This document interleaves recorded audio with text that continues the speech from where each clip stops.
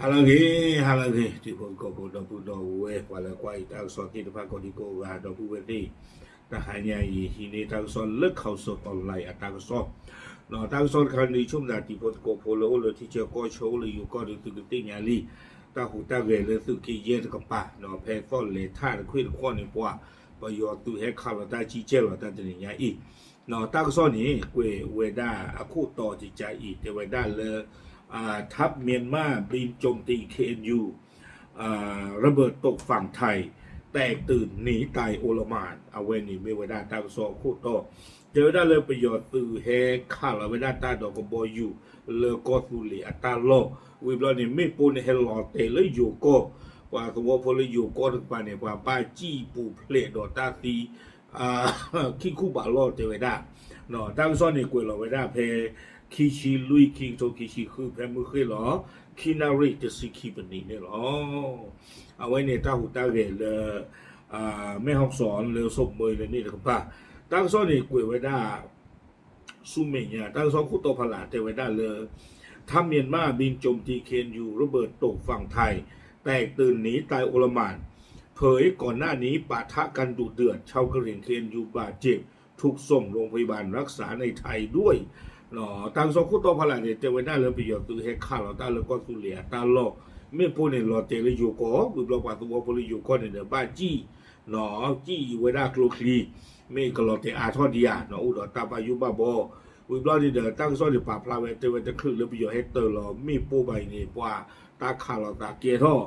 เนาะเอาคู่ตาตอนนี้เดี๋ยวว่าตัวพลเลยก็สุเลียตาเปิดจากป่านี้บ้านดูบ้านที่อุตรเนาะดอกบ้านตาให้กูใส่ยาบลาไว้ได้เลยอยู่ก่อนนี่หรอ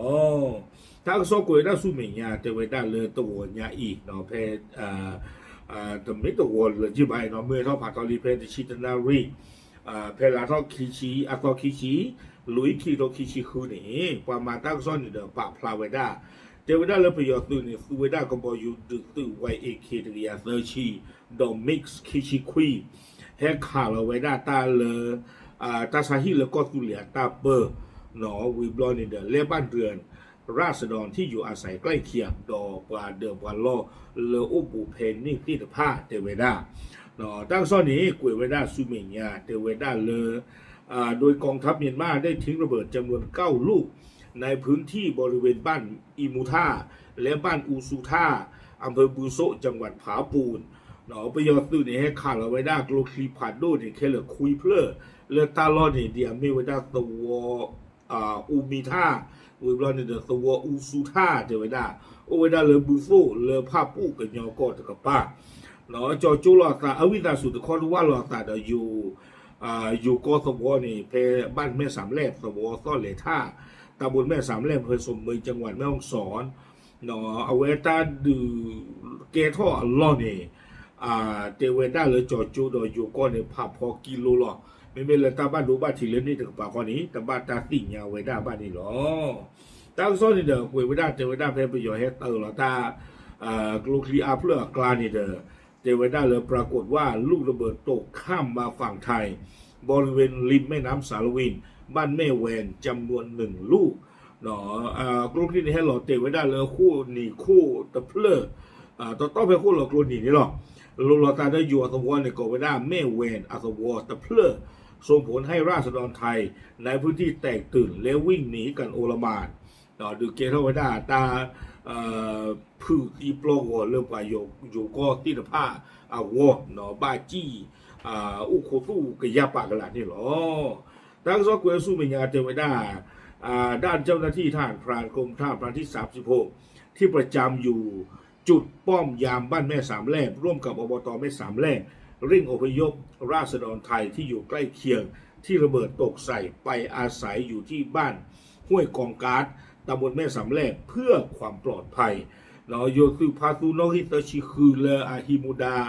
เลตาโลเพนนี่ที่ผ้านี่เดออัตุเวบ้ากรอเนาะเชื้อหาท่อคือเวด้าปว่าเลโอเลตาโลเลตาหลบ้ายุติผ้าล่ออัตุเวป่าผู้ทอสาดอบตแม่สามแลบเนาะเลเชื้อปูเพลกเวด้าปลาตัวผู้เลไม่พูดหลอดเตะล้อนี้เหลียวเวด้าเลสวลาหลัดเพื่อกเวด้าห้วยกองการ์ดเลตำบลแม่สามแลบนี่หรอ ตั้งซ้อนในกุยเวด้าแต่ทอนและแค่ชอบแต่เวด้าผู้สื่อข่าวรายงานเพิ่มเติมว่าในช่วงที่ผ่านมามีการสู้รบในเมียนมาอย่างหนักทางกองทัพเมียนมาได้ใช้อากาศยานบินมาทิ้งระเบิดในใส่พื้นที่ชุมชนของราษฎรกะเหรี่ยงเคนอยู่สังกัดกองพลที่5เดี๋ยวได้เราปุกกุยเนตาดือเกทออาตาชูดุมาเทเวเลนี่ถึงปานนี้เราไปยอดตุตนากีนี่เด้อเอาไว้สู้ไว้ได้ก็บอกอยู่แฮตเราไม่พูดแฮขาเราไม่พูดแล้วก็ตุลีตัวโพธิพระอุตาลอแล้วสุกีเยถึงป้าแต่ขอรู้ว่าเราไม่ได้ตาดอกตัวบ้านท่าตาฝั่งเนาะตำบลแม่ยวมเลยนี่ถึงปานนี้เทวดาส่งผลให้ราษฎรชาวกะเหรี่ยงได้รับบาดเจ็บจากสะเก็ดระเบิดและถูกส่งเข้ามารักษาตัวในไทยที่โรงพยาบาลสตบ้านแม่สามแลกอำเภอศพเมยเนาะเทวดาเลยขอบเลยตาดือแล้วปุกคุยเนี่ยตาดือชูโดมาคนแต่ตอนนี้เนาะพอตัวพูโลเลยกันยอก็ถึงปานนี้เดิมบ้านดูบ้านที่บ้านตาเฮเชอร์ตัวจิตพาเลยอยู่ก็เฮกูสายาบลาเวดาตาเพแม่สามแลกเนาะตัวอัตตาชาฮินเนี่ยหรอตากซ้อนเนี่ยกวยลาเวดาติเพนี่หรอเอาคู่ตาตอนนี้เดี๋ยวช่วงตาตากซ้อนเลยเอาเราพูดที่ปลอกวันนี้เด้อตาดูเกทอนี่เด้อปนาเพอร์ซีหรอบ้านฉันได้กี่ดอลลาร์กาตะขายดอนเนี่ยกลุ่มที่ให้เราเตะไว้ได้เลยอยู่ก็จะกระปากว่าอยู่ตากซ้อนกวยเราตะปลือไว้ได้จะเจือคาบะเนาะตาเกทอไว้ได้ตาเลือกต้นเลยท่าเลยนี่จะกระปากนี่หรอโอเคเนาะตากซ้อนกวยได้ทอบะเอาคู่ตาตอนนี้เด้อดูที่ยาโชว์ตัวมุลโกตีละผ้าจะเจ๋อหรอตามเลย